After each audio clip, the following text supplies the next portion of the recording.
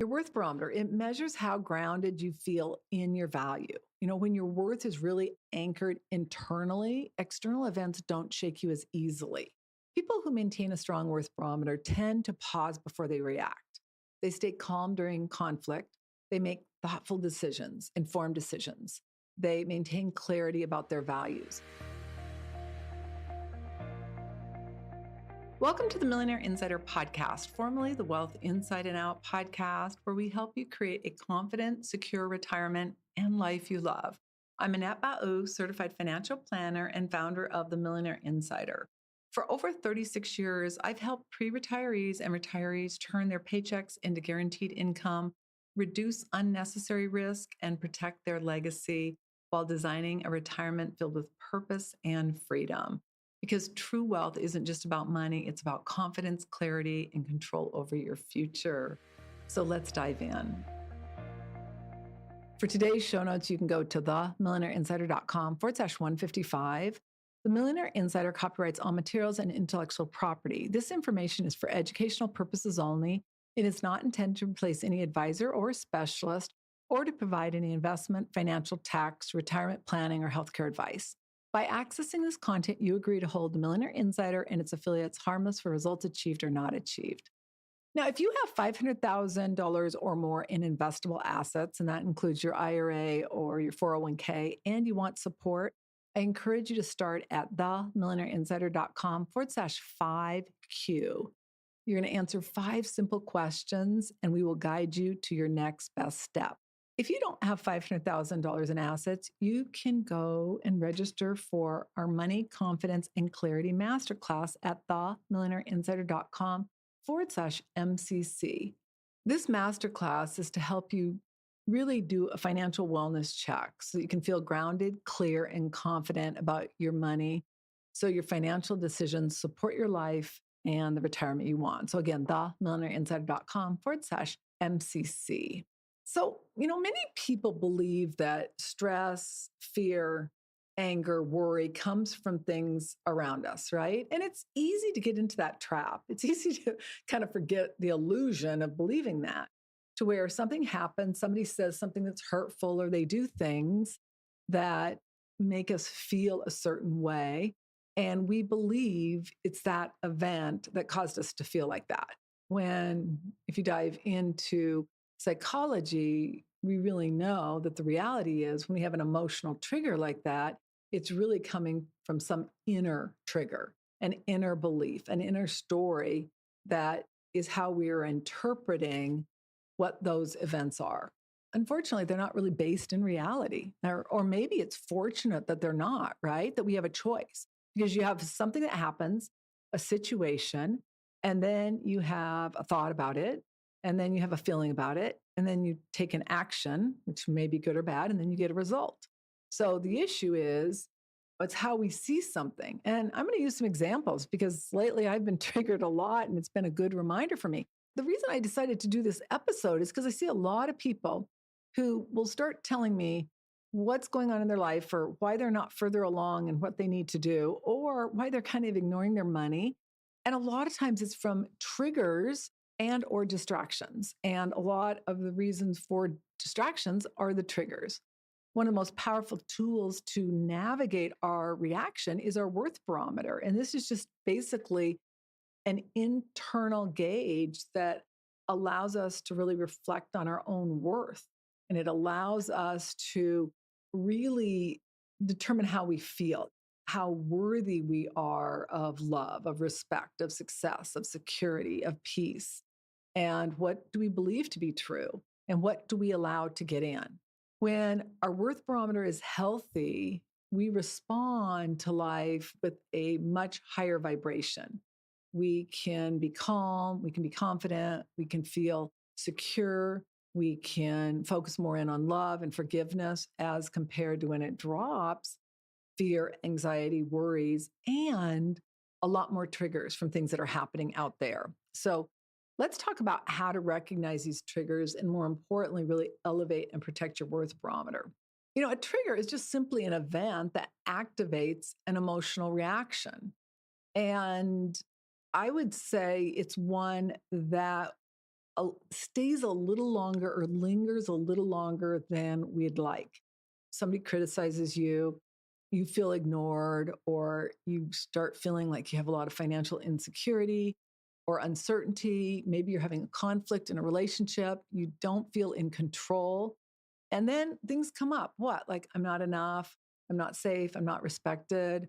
I could lose everything. I mean, the stories can go on. And sometimes they are just so far fetched, and yet they can feel really real. The reaction that follows can show up oftentimes as anxiety, fear, anger, defensiveness, withdrawal, fight or flight. The key insight here is that the trigger is not the problem, it's the meaning we give to the matter and the amount of time we allow it to occupy space in our head and our heart. Now, what I like to do, and hopefully this is helpful, is when I have something that triggers me, meaning I spend more than an amount of time I want to spend on it. Sometimes you may want to spend time on it, and you should. But what I find is if I'm getting triggered by something, I like to see these triggers as clouds. So they're in the sky and they're like floating by, and you notice them, you observe them, but you don't give energy to it unless you choose to. Okay. And when I start finding myself ruminating or giving too much energy to something, that's to me when it's like, okay, this is a problem. Because when we give trigger space, when we allow that trigger to occupy space, so let me just review that again. So it's the amount of time that we're allowing this event to occupy space, and especially when it's more than we want to. So when we give that trigger space in our head and our heart, we allow it to waste valuable energy, and it becomes a distraction from what we need to do to achieve our financial and our life goals. So I just want you to think about that. Now, sadly, my mother passed away about 10 days ago. And I mean, it's very sad. And at the same time, she wanted to go. She kind of went on her own terms. I mean, she was sick and pretty much everything was curable. And she went to the hospital. She didn't want to be at the hospital. And she said, I want to go home. And it was like, what? I mean, it's probably good that I was not her medical power of attorney, because I would have tried to get her to stay at the hospital just a little bit longer to see if she can get better. But she didn't want to. And so she went home, and then she passed away a few days later. And the issue of it, obviously, it's sad. You're losing your mom. Probably the most difficult thing for me is my mom was so good at always sending little positive messages and emojis and all that. But the one thing that I feel so much peace about the situation is I feel she's finally free. You know, my mom had a condition that's called peace at all costs. So no matter who she was around, she would just do whatever she had to, not even being true to herself, but to have peace. Well, since I've done a lot of research on this topic, I mean, peace at all costs can actually cause more pain than other issues. It's really fascinating, because what happens is they're doing everything they can to avoid anything other than peace themselves. And so then what happens with surroundings is it just can be chaos, and it can be a lot of non-peace. So I'm really glad that she's finally somewhere where she can just be herself. She can have freedom. She doesn't have to feel like she needs to be doing something. So that from that note, it's positive. But the negative part is all the family dynamics. And without getting into a lot of details, I am going to be talking about estate planning disasters. But make a long story short, one family member basically got about 80 to 85% of all the assets. And I really wouldn't have a problem with that if that particular person needed them. There's a lot of nieces and nephews that could really use the money. And so from that perspective, I find it frustrating. That said, what I found myself getting triggered on was not that large amount of money that went, but was some more minor money. Like it really was probably like, and obviously for some people it's minor, for others it's not. It's still a lot of money. It's probably $50,000 or $60,000 to be split up 4 ways. So what is that? 15,000 a person. And I was just getting so frustrated by this because, there's just so much drama around this. But I'm thinking, this is ridiculous. You know, let's see the statements. Let's see what was going on. And then refusal to give statements. I mean, it's just one thing after another that then, I find myself going, why won't they release statements? And why was there money to this person? And why was this happening? And thank goodness I caught myself because I'm like, this is taking valuable energy. Now, again, I'm not saying that this is the right thing for you to do, but this is where I landed and where I am today is that $15,000, thank the Lord above, is not going to make a difference in my life. The mental energy going after that or being bothered by that is not worth the end game. So that's where I ended up. And it was the most freeing feeling. And I am going to talk more about this when I do the episode on estate planning. But my mom, in some ways, was really clever and really kind of sneaky. So, what she did with one particular family member was put them in charge from her standpoint of her will. My parents had a trust and they decided they didn't want a trust. I'm like, why don't you have a trust? Well, the funny thing about it is that there are like no assets that are passing via the will. And so it's almost funny because it's a standpoint of like making a person feel like they're in charge and they've been named in the will. And then to find out there's really nothing that even impacts it. So that's kind of funny. That's kind of sneaky, tricky. The point being is that a lot of those little things can become real big things. Now, if we wanted to become big things, then they should. To me, it's just not worth it. Initially, I totally agreed with the concept. When my father brought it up, I thought it was a great idea. But then situations change. If somebody goes from not having any money to marrying a multimillionaire, living in a multimillion-dollar home, it's a different story. Now, for me, I think just getting into this without getting into all my family drama is I want to be able to sleep at night and I want to be able to feel like I'm doing the best I can do. I can support people I can support. I would feel better knowing I had less and I was helping people that really needed it, especially family members. That's me. But I also think, and again, this is for everyone to decide, is that when we do things that just benefit us and we don't really need it, I just think that there's God and there's karma. And I just think you don't get away with it. And again, I'm not here to judge and I'm not here to say what any person should do. But I do know in the course of my life, I've seen over and over again that when you make choices that really are not for the common good of all the people involved, it's just never really a good thing. And so I hope that kind of helps you to just kind of understand how to look at things and how to say, okay, if that amount of money really mattered in my life, I'd probably do something. I just think that my inner peace and my mental sanity is more important than arguing or fighting to get an extra $20,000. And it was so weird how it hit me because, I do this work all the time and I'm constantly looking at that, but I got caught up in the how unfair is this? And this is completely wrong. And I'm like, wait a minute, this is why I have spent my entire life really making sure my finances are in order so I don't have to worry about things like this. And that's where I want you to get.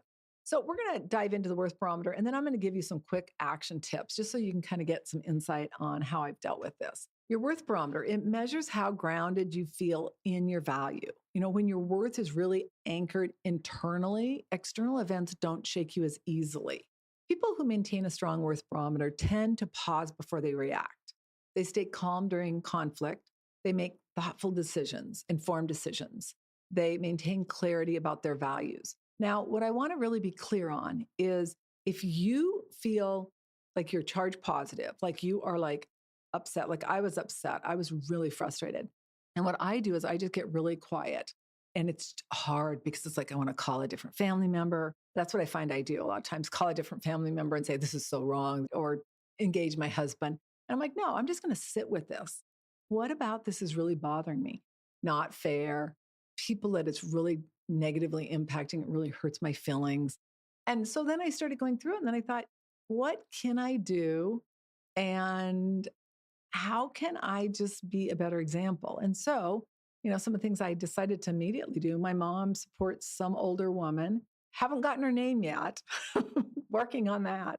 But I thought, it's the difference between this woman having groceries and not. And I'm like, I'll take that over. And I want to donate to some of my mom's favorite charities, her churches, things like that. I can do that. And who knows? I may end up donating every penny I get from my mom. And that to me makes me feel right. Now, that's not necessarily what's right for you, but I want you to get clear on that. Because when our Worth Barometer drops, our reactions become automatic instead of intentional. We don't pause long enough to really think, is this how I want to respond? You may feel defensive, overwhelmed, or really reactive. I did. I was so frustrated. And then what I realized is the issue is I don't have to give that space in my life. You might think, oh, this is so silly, but you've got your own things. We all have our things. And what I encourage you to do is just get really clear on that so that you're in the driver's seat of how you choose to respond. And more importantly, the emotional state you reside in. The goal isn't really to ignore or to eliminate triggers because that's impossible. We're always going to have them. The goal is really to protect our worth barometer and not allow triggers to distract us from what we need to do. Now, if you want more insight on the worth barometer, you can go to themillionaireinsider.com/3. I dive deep into the worth barometer. It's probably my biggest discovery and really determining why some people have money and amazing lives and others don't. So let's talk about how to avoid being controlled by triggers or distracted. The first thing is just to notice it, just become aware. Ask yourself, what just happened that caused this reaction? Just by noticing it, it creates space between the event and our response. And then two, pause before reacting. Even a short pause can completely change the outcome. I like to breathe, deep abdominal breath. Start with your perineal, all the way up to your crown chakra, and then release. And just breathe into it. I also like to take hot baths. I like to take walks. Now, many of you know I broke my leg skiing over Thanksgiving, so I'm hobbling around. I am on a cane, but it's not easy for me to just go out for a hike or a walk. But just sitting in it and just being really focused on how I want to feel and what I want to give my energy and space to is just priceless.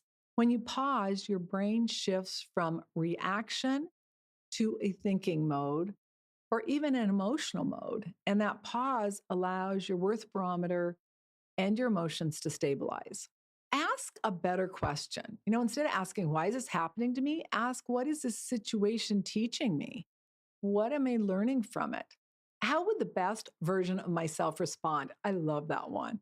The simple shift of asking those questions takes us from reaction to intentional response. That's based more on wisdom. And then you got to protect your energy.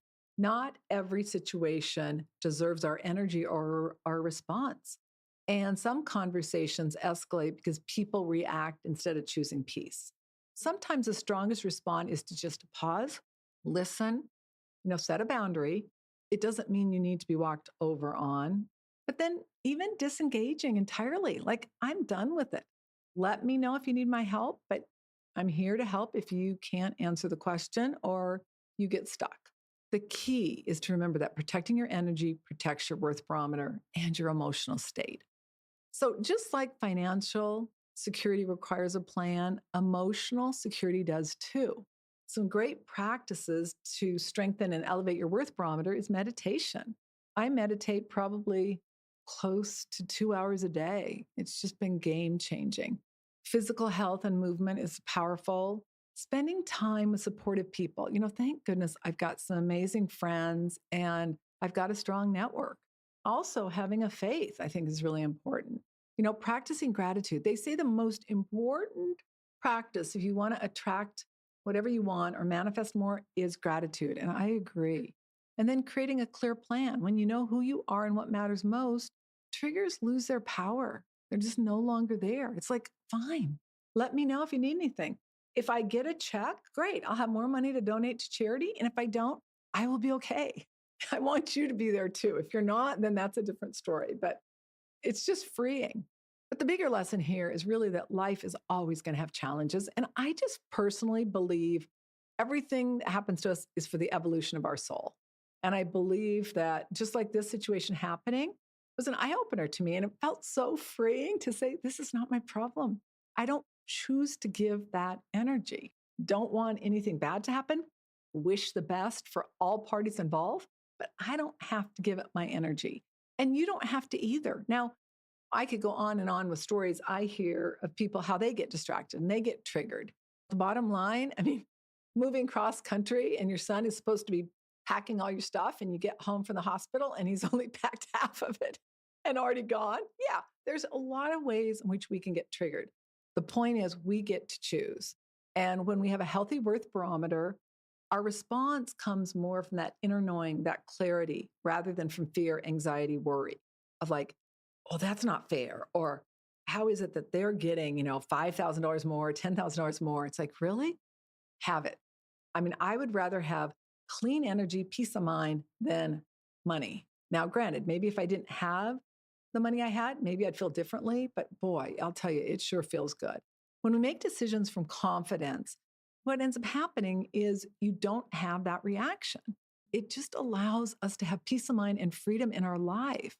And that's what happens when we make the best money choices also, is we're able to have confidence in the choices we make and not get ourselves into a situation where we have to react because we're either low on funds or we don't have enough money saved for retirement or whatever it may be. When you have a solid financial plan in place, you stop reacting to uncertainty and you start living your life with confidence and peace of mind. My friends, it is priceless. Now, because ultimately, whether it's your emotional life or your financial life, a strong foundation is going to allow you to worry less and spend more time doing what you love. And that is the goal. So, quick recap. Something triggers you, you pause, you breathe, you observe the situation. I always like to say, what am I supposed to learn from this so I don't have to repeat it again? Feel the emotion and then choose how long that emotion stays. Is it just a fleeting cloud? Or are you going to allow it to give it a little more time and space? Now, if it's something that really bothers you, I'm not saying just ignore it, but let it be a cloud, jot it down, let it go, come back to it. Don't continue to allow it to suck energy and take up space in your head and your heart. That is what you don't want to do. And then if it doesn't serve you to hold on to it, just let it go. Once it's so funny how we go to these places of fear, like oh, how unfair this is. I could lose $15,000. And then I'm like, does this really matter? Like it was almost embarrassing.